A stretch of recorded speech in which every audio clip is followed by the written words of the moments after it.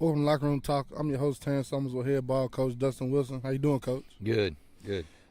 Thursday night, Thursday, October 5th, the Jackets traveled to Hunters Lane on a rainy Thursday night where the Jackets captured a 14-7 region road victory on Hunters Lane homecoming.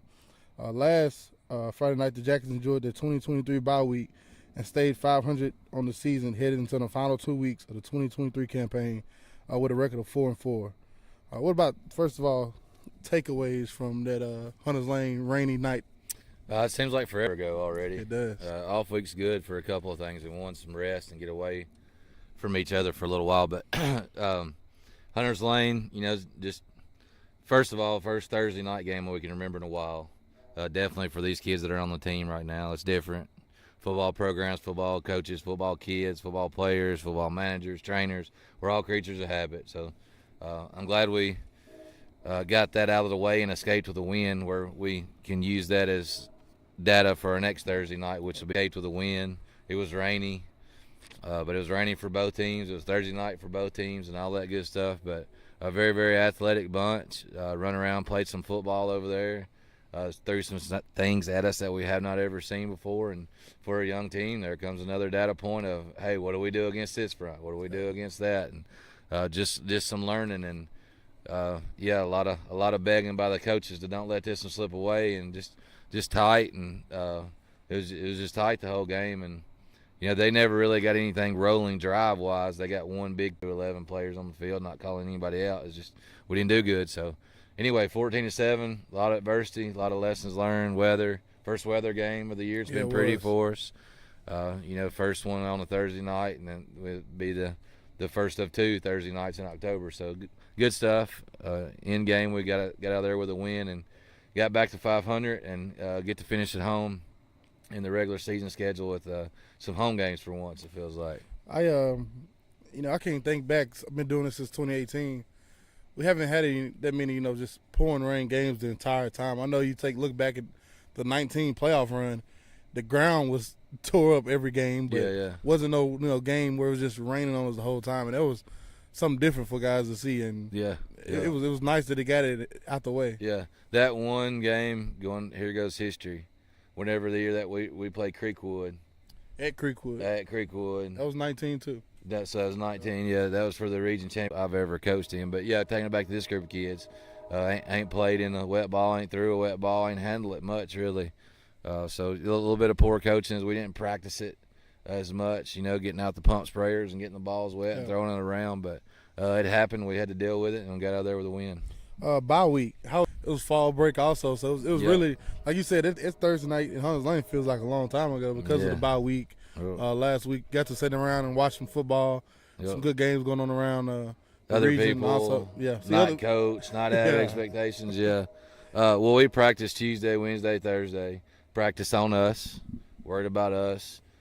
Wednesday, just have to play that. We're enjoyable to do that, not have a game that you got to prepare for at the end of the week. And back in the day when you started around here, fall break, everybody got out of here. Yep. We're practicing football now on it, and got everybody headed in the right direction. Very little attendance problems. People are coming to football, so good things still happening around here. But got fall break behind us, and that means finish up this region schedule, see where we fall in that playoff bracket, and have some home games here with some good gates, and see where we fall on that Saturday and get after that bracket and see who we can go do some damage to, hopefully. Yes, sir. I got JV football here, Coach. Yep. Did that come to an end? It came to an end. But we actually took all freshmen to this one just to kind of match theirs as well, and, just to give that class of 27 a little look at what it looked like in a few years. So just off-season stuff, closing the season up for them, something that may not make the bus, if you will. But we took two sophomores. We took Keith, our kicker, the O'Neill kid, just where we could have extra points because we don't have another one at the freshman. And we took one more wide out where we could have every personnel package that was a sophomore. But everybody else was a freshman. The ones that come to fall break, in practice, they got to play. And it looked good. I don't even remember the score. I can tell you this. We practiced milking the clock possession game. But, a lot of teaching ended up. Would we lose to Clarksville? I think it may be the only one. And we lost 2. There was somebody else here, I believe. I think at the end. We got beat by Portland in JV. Yeah, sure did. Clarksville and Portland. So I think we played 8 games, so maybe 6-2 or 5-2. But good JV schedule, good outlook for the future. A lot of kids getting a lot of reps. But yeah, it's over with. JV schedule's over with. Now it's all focus on finishing this region schedule and varsity Friday nights in November. Hopefully playing on some brown grass. Yes, sir. And we'll take a short break, and we'll come back Friday night. The Jackets welcome the longtime rival in the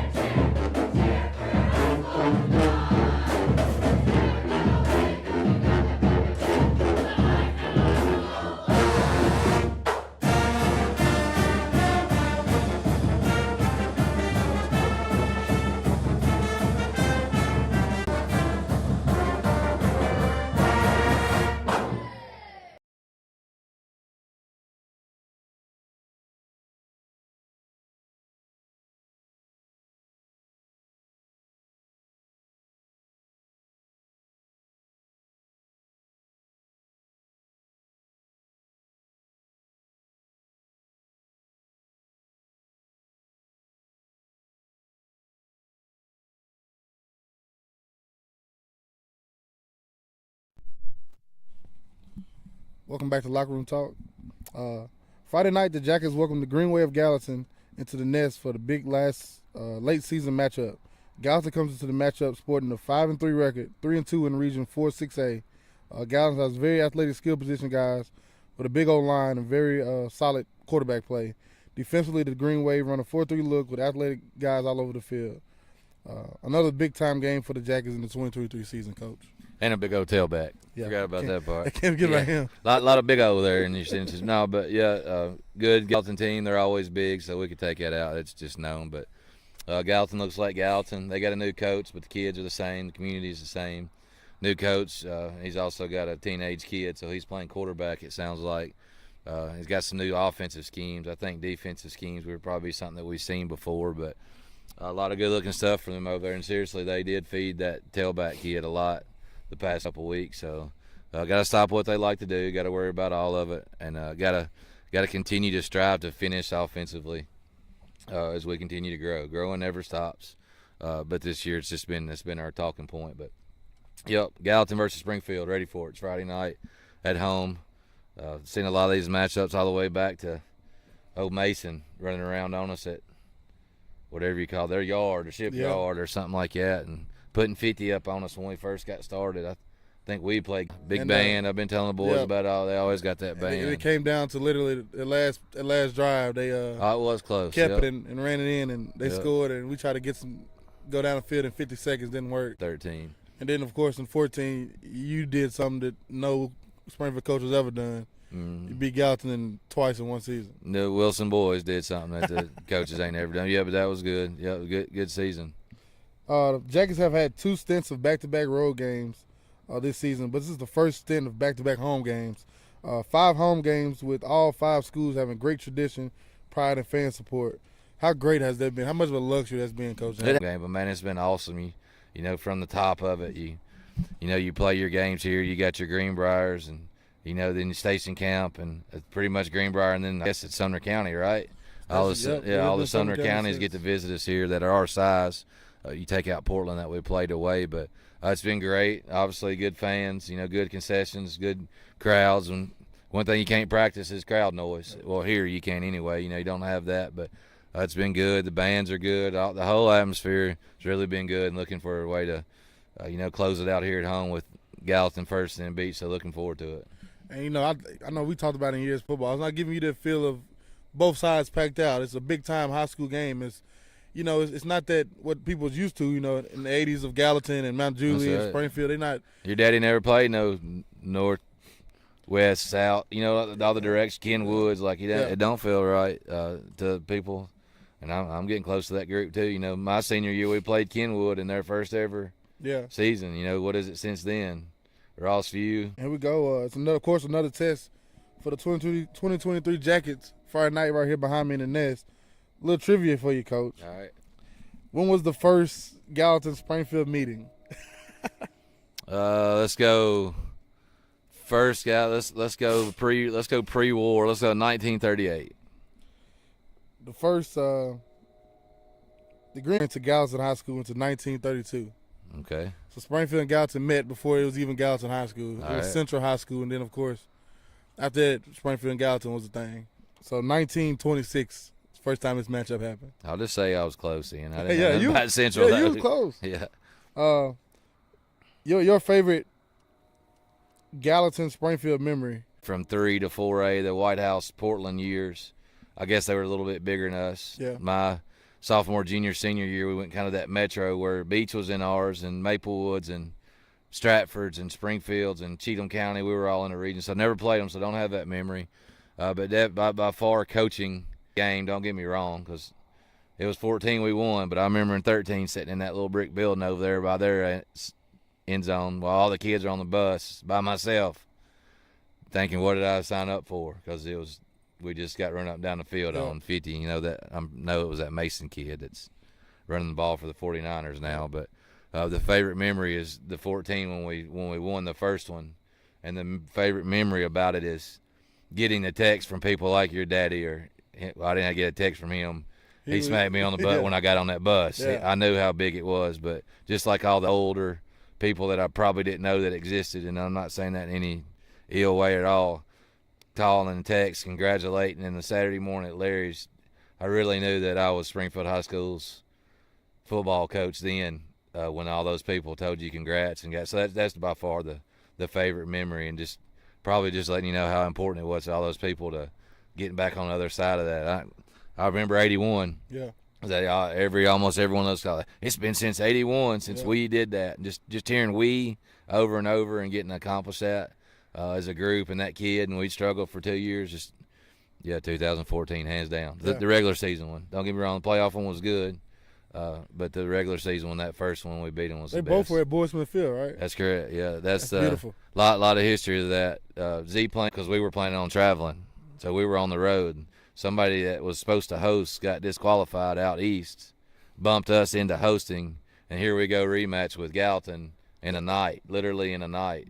That's how we ended up hosting them again first round, and then going on to play that stacked Hillsboro team that next week in that freezing cold game. They y'all tuned in for your history tonight, right? My dad, which was in '88, but if you didn't. Besides that, I don't think we made it. I don't know about the early 2000s. You said you never played them. No. Then late, and I know Drew never played them. So you never played them. I know Josh Baden never played them. So that's 93 to 05 right there. So the first meeting, the last meeting Springfield had with Gallatin was in '80. Meet them again until my sophomore year in 2010.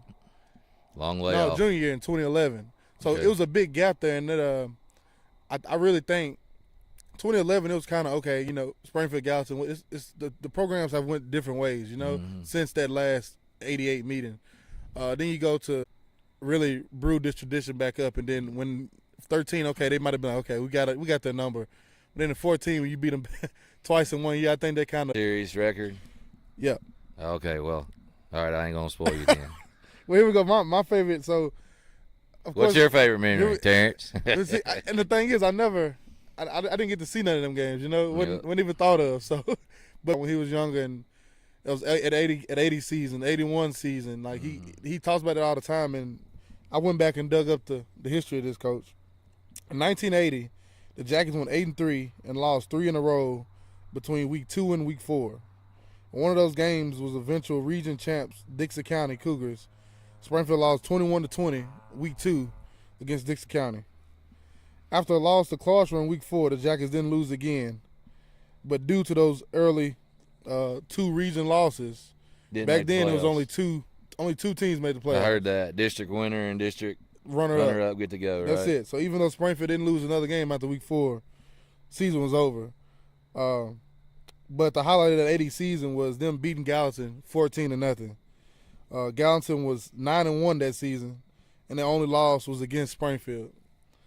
Gallatin went on in round 1 of that 80 season, and guess who they beat in round 1 of that season, Coach?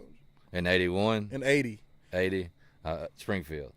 They beat Dixie County. Dixon, the team. I got you. All right. And that same season, I guess you just told me that answer, right? We didn't go to the playoffs. yeah. Okay. And that same season, Dixie County went undefeated. Mm. So the Gallatin Green Wave owned the 80s from 80 to 89. Gallatin had a record, of course, great coach Calvin Short. From 80 to 89 went a record of 89-11. Mm. In that 10-year stretch, while winning 8 region titles, they lost 1 region title from 80 to 87. That was to the Jerry Pearson Jackets in 81. Yeah, I mean, that all right there tells you why it's a rivalry. It's kind of human. You kind of hate on or want to be, however you want to look at the team that's great. Like, what'd you say, 89-11? Like, that's winning a lot and very rarely losing. So I think they may have 3 undefeated seasons straight. Every time you play Gallatin, they had something going good. It meant something. That's when that rivalry got. Yeah, that's some good football. The Mount Juliet Golden Bears and Springfield Yellow Jackets. Good stuff. And I know Gallatin. A lot of people talk about that 81 season for Gallatin, of them that being their team. 80 they went, like I said, they went undefeated. In 80 they lost 1 game, of course, to Springfield. Right. I think they might have ended up in the state championship, lost in this title. Then they turn back around in 81. They lose 1 game, and that beat the Springfield, and they lost the region title. Only region title they lost. And I was born in 1980. Yeah. Just a little perspective on history, though, I was born then when all them battles happened, so I was young. I come to Friday nights with Daddy when I was little to football, but, that's probably not pre-89, like, in really remembering it. And then not ever getting to play them. But, that's good stuff. That's good for anybody watching. The kids need to watch this on replay, and it means something to a lot of people out there. A big-time game, and it's something that, the older generation, they know it, they breathe it, they live it. Yep. And when we say older, those guys that was in the 80s, they're just now, they're in the 60s, early 60s at that, so they're still hopping around here coming to every game all the time. I see a lot. Myself and the AD, we've been trying to get it back on there, and it's back on here. So for this year and next year anyway, there's 2 more notches in the series. Yes, sir. Any announcements for you, Coach, before I tell you the series record? No. Next week or next Thursday night, senior night. Yep. So nothing, I should say, extra going on here. Same old thing. Tickets, go fans, season passes still. You get this to be your 4th hole punch in it. Nothing extras going on. Locker's running the concessions for us. Gallatin's showing up about 5. And their band will fill up about half of it. She just gets me ready already talking about all that. No, nothing. No announcements, though. No. Big time football game coming up here Friday night right in the Nest. The Jackets welcome the Gallatin Green Wave to the Nest for the first time since 2018. The last time the Jackets and Gallatin met was back in the Nest right here in 2018. The Jackets won that game 31-26, and the all-time record between Gallatin and Springfield is 33-1. Okay. With less than 48 hours from game day for the Jackets and the Hayes in the Barn, only a walkthrough in this game time. The Jackets' longtime rival, Gallatin Green Wave, right here behind me in the Nest Friday night. We encourage everybody to come out, fill up the stands, and watch one of the oldest rivalries in Tennessee as the Jackets host the Gallatin Green Wave. Head coach Dustin Wilson, Terrence Summers. See you Friday night. As always, go Jackets.